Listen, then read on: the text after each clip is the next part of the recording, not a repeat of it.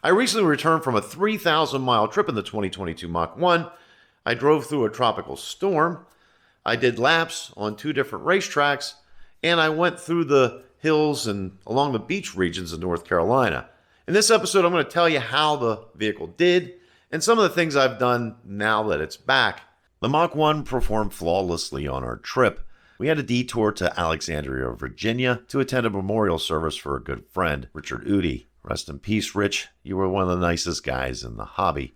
From there, our path to our hotel in Blackstone, Virginia, put us directly into the path and through the center of Tropical Storm Ophelia.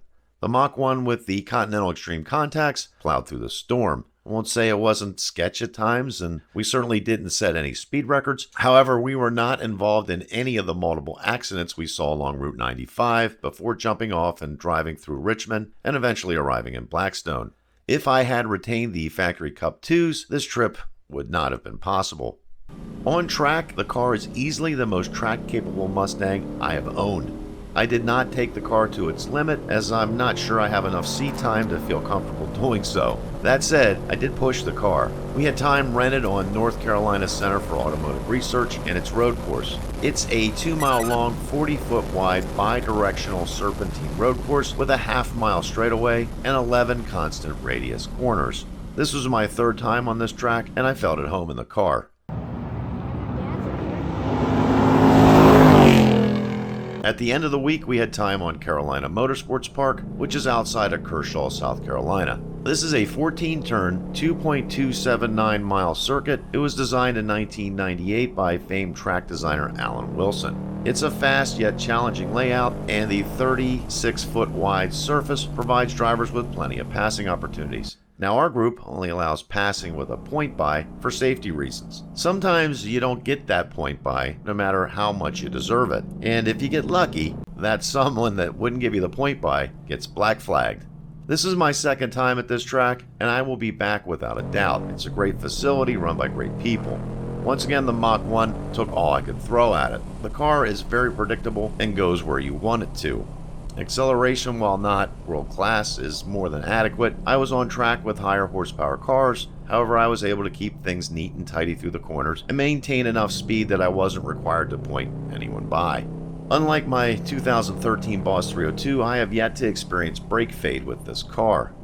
That said, I've also been around long enough to know to bring it in for a few cool-down laps after 5 or 6 hot ones, and then go back out again. The days in between we spent driving to the Outer Banks of North Carolina and hit many points of interest along the coast, including the Wright Brothers Memorial, the Battleship North Carolina, Tyrone Palace, and a few other great places along the way. Once again, the Mach 1 is more than comfortable on the back roads and just cruising around. These cars are fine for just driving around town. However, if you drop it into track mode, it becomes a very competitive track car.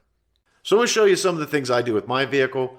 One, I always get chips on this car. That's just how it goes. If I'm going to drive on track, I'm probably going to pick up some debris. I'm going to chip paint somewhere. I'm going to show you how I do that.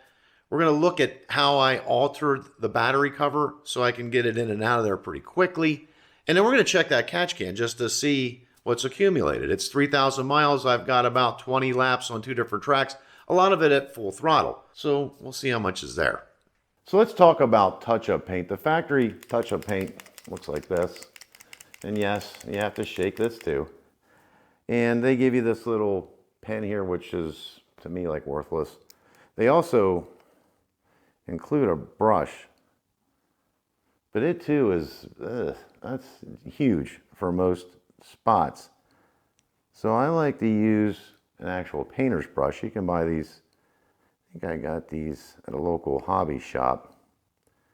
I like to get a little bit of paint off of the touch-up. Like this. Just get the end of the brush wet. About that much of the paint is, and I hold it like this so the paint will start to run down the bristles. And I like to find my chip, then steady my hand on the car itself and just dab the paint on the chip. Just enough. I get a couple bristles in there. So I get a little paint in there and the chip is pretty much gone. Now I got 2 this trip, at least on this section of hood. I can't bring you in close on this, but it's the same idea. Steady your hand And then just get a little bit of paint in there to cover up the spot.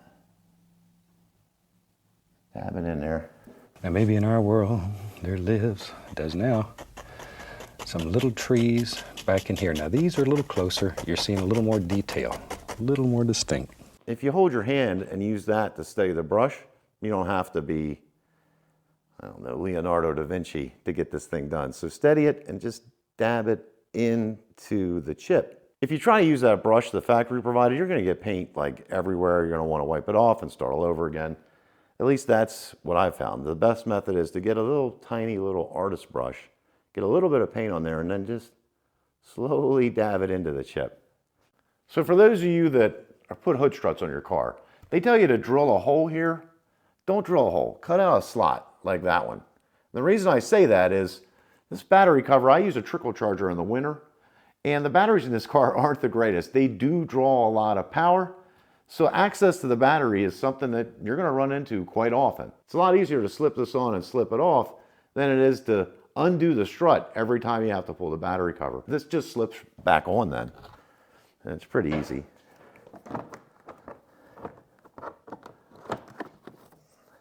That's it. I just have to put my quick disconnects back in and I'm done.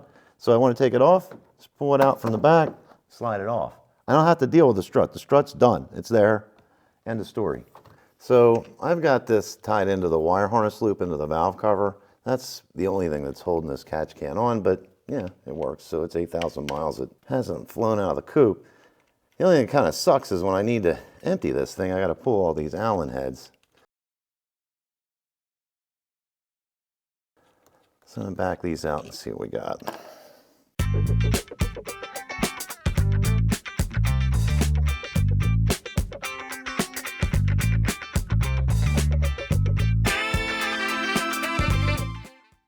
All right, survey says, get out of there, you, out of the way. Hardly anything. Yeah, there's some, but that's nothing to write home about. So I'll get that cleaned up, put this thing back together. I mean, there's really, you can see the bottom of the catch can right there off to the left. There's not a lot there to get excited about. So every time I come back from a trip like this, the first thing I'm going to do is wash the car. Then I'm going to claymore it. And I like to apply an SiO2 finish. Now I've used, I'll put this up here, spin it would help. Griots. I'm not sure how you say that, but this is the product I've used. You can pick this up pretty much at any automotive store, or you can buy it online. This is a 22-ounce bottle. Usually runs around $23, $24. The last time I bought it, it was $21. And this stuff spreads pretty thin. I do like it. It makes it easier to clean up when you come back. The bugs seem to fall off the car a little bit easier. Now, I did get sent this, and this was free, so you know, it's full disclosure. It's Torque Detail. I'm going to try this on the car. I'm going to do everything. I'm going to do the paint. I'm going to do the stripes. I'm going to do the mirrors, the whole 9 yards. I'm going to see how it goes. This is like $39. And it's an 8-ounce bottle. Now, they say this will last 6 months to a year. Yeah, we're going to see. I'm going to try it. And then we're going to circle back around in a few months and see if it's still hanging in there.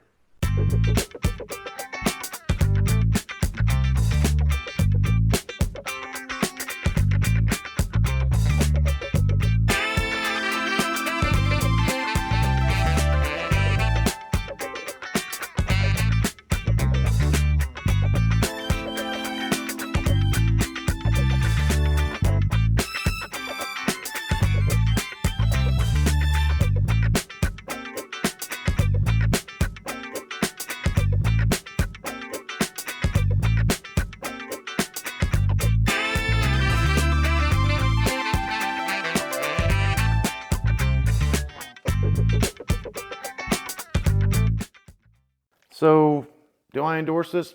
Maybe. We're going to see how long it lasts. It was certainly easy to put on. It was easy to wipe off. This, and I don't know if you can see that right there. That's how much I used to do the whole car, which is nothing. This applicator, I'm going to pop it shut now. This applicator really mist out onto the surface. So it's just this real fine mist, and you can just get it on there and get it off. yeah, we'll see. I'm going to see how well it holds up. Over the next couple of months, I'll follow up. But initial impressions are pretty good. The car does have some shine to it now. The plastic really kind of pops more so than it did with the Griots. But like I said, proof is in the pudding. Let's see how long this lasts on the car. If I get the same amount of time I did with the other product, I'll be pretty happy. If I get more, I'll be ecstatic. That's it for now. Thanks for watching. Till next time, we'll see you.